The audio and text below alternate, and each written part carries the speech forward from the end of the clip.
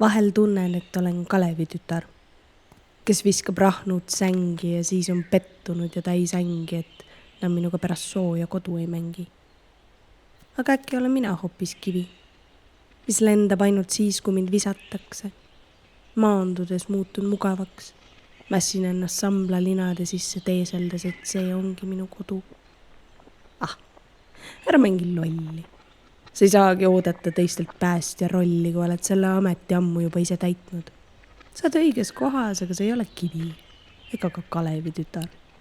Kalevil ei olnudki tütart. Kalle Koldel see-eest on. Ja 1/4 oled sina.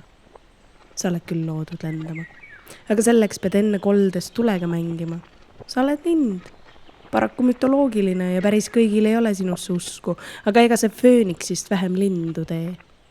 Mõte on sul see, mis lendab.